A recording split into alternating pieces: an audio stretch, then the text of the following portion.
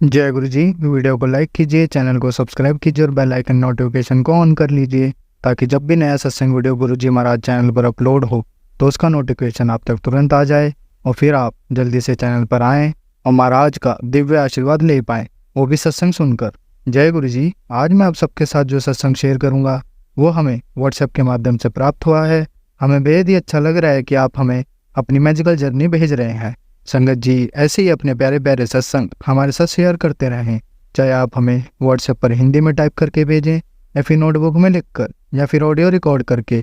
हमारी आपसे सिर्फ एक छोटी सी विनती है, जब भी आप अपना नया सत्संग रिकॉर्ड करें तो उसको एक शांत वातावरण में ही रिकॉर्ड करें। संगत जी आज जो हम सत्संग सुनेंगे वो एक गुरु भक्त आंटी जी का है और आंटी जी अपनी पहचान गुप्त रखना चाहती है जो हम समझ सकते हैं। चलिए आज का ये सत्संग हम आंटी जी के बोले हुए शब्दों में ही हम सब सुनते हैं। बहुत ही अद्भुत सत्संग शेयर करा है आंटी जी ने। आज आप इस सत्संग को ध्यान से और अंत तक सुने जिससे महाराज का दिव्य आशीर्वाद आप सभी को मिल सके। आंटी जी ने जैसा सत्संग हमारे साथ शेयर करा है वैसे ही आप सबके साथ इस सत्संग के माध्यम से साझा करने जा रहे हैं। इसलिए आप सभी संगत सत्संग के अंत तक बने रहना और सत्संग को बहुत ध्यान से सुनना और सत्संग को बीच में ना छोड़ें, क्योंकि सत्संग सुनने वाले का भी कल्याण होता है और सत्संग करने वाले का भी। और हो सकता है जो आप आज सत्संग सुने उससे आपको भी अपने कई सवालों के जवाब मिल जाएं। चलिए सत्संग शुरू करते हैं। जय गुरु जी। जय गुरु जी। मैं अपना सत्संग शेयर करना चाहती हूँ और सत्संग की शुरुआत में मंत्र जाप से करूँगी। ओम नमः शिवाय, शिव जी सदा सहाय। ओम नमः शिवाय, गुरु जी सदा सहाय। तो वैसे तो मैं नोएडा में रहती हूँ, बट कुछ टाइम के लिए मैं अपने होम टाउन भी नहीं, हम लोग वहाँ सेटल हुए हैं चंडीगढ़ में, तो वहाँ चंडीगढ़ गई थी। तो एक दिन रात को प्रोग्राम बना मेरे भाई का, मेरा और भाभी का कि हम गुरुद्वारे होके आएंगे नाडा साहिब, जो कि हमारे घर से अराउंड 35-40 किलोमीटर्स दूर तो रहा ही होगा। तो हम लोग रात को 11:30 बजे के आसपास निकले कार में। मेरे ब्रदर और मेरी भाभी सामने बैठे हुए थे और मैं पीछे बैठी हुई थी अपनी भाभी वाली साइड पे, कार में पीछे वाली सीट पे बैठी हुई थी। तो चंडीगढ़ जैसा है, खाली खुली डुली सड़कें और रात को कोई गाड़ी नहीं वैसे भी, तो हम लोग आराम से जा रहे थे। और जब हम गुरुद्वारे के 4-5 किलोमीटर की दूरी पे थे तब एक ग्रीन लाइट से मेरे ब्रदर ने राइट टर्न किया और हमें नहीं समझ आया, मतलब हमें यानी कि मुझे नहीं समझ आया कि पीछे से बैठ के देख रही थी, पर पता नहीं चला सेकंड में ही इतना जोर की झटका कार को लगा और दूसरी साइड से कार आ रही थी, उसने हिट किया हमारी कार को, जो कि 90 डिग्री के एंगल पे उसने हिट किया। और जहाँ उसने हिट किया वो कार का बोनट था साइड से, जिस साइड मेरी भाभी बैठी हुई थी और पीछे मैं बैठी हुई थी। तो लिटरली मतलब ये सारा कुछ होते हुए और उस झटके का क्या मतलब ये कितना बड़ा था और किस टाइप से गाड़ी गोल घूमी, ये सारा कुछ मैंने देखा। और कैसे शीशे टूटे, मतलब मैं हर सेकंड के लिए मैं देख रही थी ये कि मेरी आंखों के सामने जैसे ये चल रहा होता है और मैं खुद भी पीछे ही बैठी हुई थी। तो मुझे लगा एक बार वो जो गोल घूमी, मुझे लगा पता नहीं अब क्या होने वाला है, क्योंकि इतना बड़ा झटका है। एनीवेज वो घूमती घूमती रुक गई गाड़ी। तो फिर मैंने रियलाइज़ किया, मतलब मुझे कुछ नहीं हुआ था और मैंने कुछ सोचा कि मैं फटाफट नीचे उतरूँ। तो मेरी साइड से तो कार का दरवाज़ा ठीक था, मैंने अनलॉक किया, नीचे उतरी और सामने भाभी के दरवाजे को खोलने की कोशिश की, तो क्योंकि गाड़ी को इतनी बुरी तरीके से हिट किया गया था, वो सारा पिचक गई थी सामने से, तो और ये दरवाज़ा जो लॉक था भाभी का वो खुल नहीं रहा था। तो मैंने सोचा कि अब ये तो खुल नहीं रहा, तो मैं, और वो रोई जा रही थी, चिल्ला रही थी, क्योंकि मेरा ब्रदर आकर उसकी गोद में मतलब गिर गया था, बैठा हुआ था, पर उससे वो हटाया नहीं जा रहा था मेरे ब्रदर को। तो हाँ, वो दूसरी साइड से मैंने सोचा कि मैं देखती हूँ मेरे ब्रदर वाली साइड से, वहाँ से कार का दरवाज़ा खोल के। तो वहाँ जब मैं दूसरी साइड गई, और उस टाइम तक काफ़ी लोग वहाँ इकट्ठे हो चुके थे, मतलब रात को 11 बजे पहले तो कुछ दिख ही नहीं रहा था, और फिर अचानक देखा तो मतलब 20-25 लोगों की भीड़ होगी वहाँ पे। तो जो नज़ारा मैंने शीशे में से आके देखा मेरे ब्रदर की सीट पे, कि मेरा ब्रदर मेरी भाभी की गोद में बैठा हुआ है, उसका गर्दन नीचे है, उसके मुंह पे एक स्माइल है और उसकी आंखें खुली हुई हैं। तो मैंने कि अब पहले, सबसे पहले तो ये दरवाज़ा खोलकर उसको मैं तो नहीं निकाल पाती, बट मैंने उन जो लोग इतने सारे थे उनको कहा कि प्लीज़ हेल्प करो।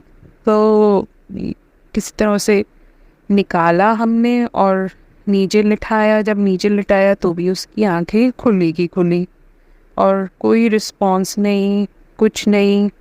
तो वो डायबिटिक है, तो अब हमें समझ नहीं आ रहा था कि ये हुआ क्या है, कि या अचानक से डायबिटीज़ की वजह से वो शुगर पता नहीं रश कर गया दिमाग को। तो मतलब ये एक्चुअली है क्या? और नॉट बीइंग अ डॉक्टर, मेरे को ये नहीं समझ आ रहा था कि हार्ट बीट चल रही है कि नहीं चल रही है। But the best thing I knew was कि मैंने अपनी भाभी को बोला तो निकल बाहर, क्योंकि वो मेरे भाई का सर मतलब हाँ, तब तक वो बाहर आ चुकी थी और ज़ोर ज़ोर से रो रही थी कि उठो उठो, मेरे ब्रदर को बोल रही थी।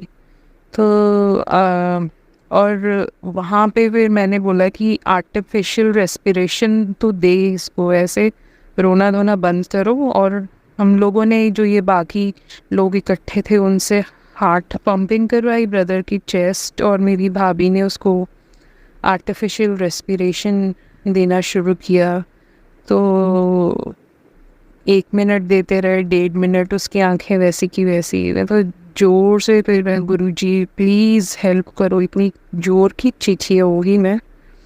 और फिर से वो, फिर उसने, मेरी भाभी ने रोना शुरू कर दिया। मैंने कहा रोने का टाइम नहीं है, बस देते जाओ उसको आर्टिफिशियल रेस्पिरेशन।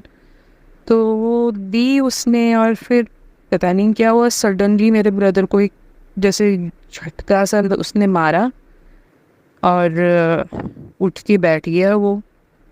तो मतलब उसको होश आ गया और उठ के बैठा, मीन्स लोगों ने उसको उठ के बिठा दिया, हेल्प की।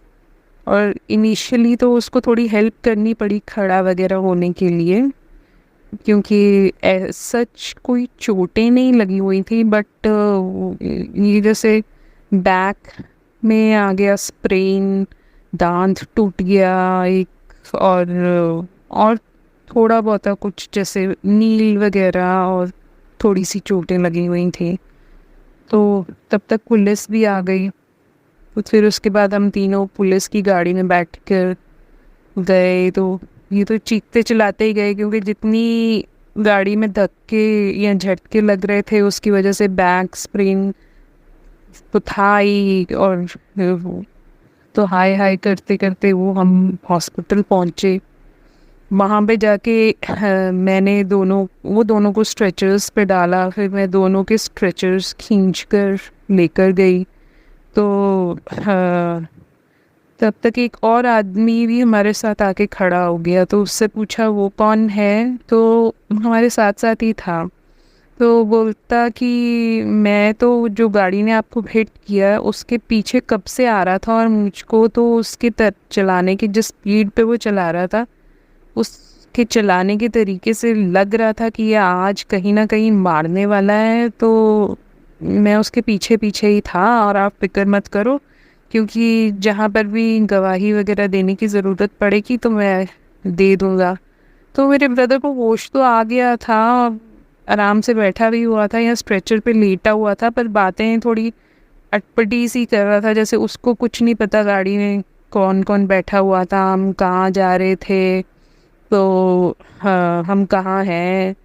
और फिर वो बार बार जब पता चला कि थोड़ा उसको समझ आया तो कि वही गाड़ी चला रहा था, तो बार बार वो उस बंदे से या हम सब से पूछ रहा कि गलती मेरी थी क्या, मतलब एक्सीडेंट जो हुआ वो मेरी वजह से हुआ।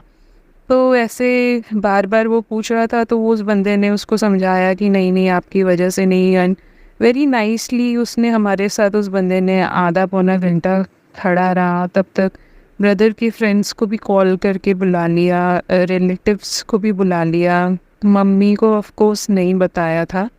तो फिर इनके टेस्ट वगैरह हुए, जो एक्सरेज वगैरह देखने के लिए कि फ्रैक्चर तो नहीं है कहीं पे, करते कराते फिर हम लोग फाइनली फ्री हुए सुबह 4 बजे तक और वापस घर गए। तो घर जाते जाते वो मेरे रिश्तेदारों ने पूछा कि तू भी क्या उसी कार में थी? मैंने कहा हाँ थी तो मैं उसी कार में। तो क्योंकि मैं ही स्ट्रेचर खींच रही थी, मैं ही सारा कुछ कर रही थी, मुझे कुछ हुआ नहीं था, तो उनको बहुत आश्चर्य हुआ कि मैं भी उसी कार में थी। तो हाँ उसके बाद घर हम पहुँचे तो सुबह मैंने रियलाइज़ किया कि हाँ मेरी टांग पे भी एक नील तो है। तो वो नील भरते भरते भी देखिए 1 साल लगा। तो अब सोच सकते हो कि अगर एक्चुअली कहीं चोटें वोटें लगी होती तो पता नहीं कितना टाइम लगना था उसको ठीक होने में। तो ये सारा गुरुजी ने ही हमें बचाया, नहीं तो ऐसा एक्सीडेंट अपनी आंखों से विटनेस करना भी बड़ा मुश्किल है, जहां आपको समझ आ रहा है कि बस टक्कर इतनी जोर की हुई है, गाड़ी जो आती हुई वो दिखी भी नहीं, न जाने कहाँ से आई, कितनी तेज़ आ रही थी जो हम समझ ही नहीं पाए। बट गुरुजी ने बहुत ही अच्छी तरीके से हमें बचाया। कुछ भी हो सकता था, but at the end of the day किसी को कुछ नहीं हुआ। तो हाँ, इसलिए गुरुजी का मैं अनंतम शुक्राना करना चाहूँगी, और कि गुरुजी सब पर ऐसे ही मेहर बनाए रखें अपनी, और सबको ऐसे ही जोड़े रखें। तो मेरा शुक्राना उनके लिए भी है जिन चैनल्स के थ्रू हम ये सत्संग शेयर करते हैं और बाकी संगत तक पहुंचाते हैं, और वो सारी संगत जो इन सत्संग्स को सुनती है उन सबका शुक्राना। और मैं अब ये सत्संग ख़त्म करूँगी मंत्र जाप के साथ। तो मुझे गुरुजी ने स्पेशली बोला था कि आज फ्राइडे अमृत वेला के टाइम पर शुक्राना करना। तो शुक्राना करने का मतलब अगर सत्संग शेयर करना है तो मैं हाँ रिकॉर्ड अपना सत्संग आज ये सुबह 4 बजने वाले 7 जून के, और उस टाइम पे कर रही हूँ, आज फ्राइडे ही है। तो मंत्र जाप के साथ मैं सत्संग को समाप्त करती हूँ। ओम नमः शिवाय, शिवजी सदा सहाय। ओम नमः शिवाय, गुरुजी सदा सहाय। शुक्राना गुरुजी।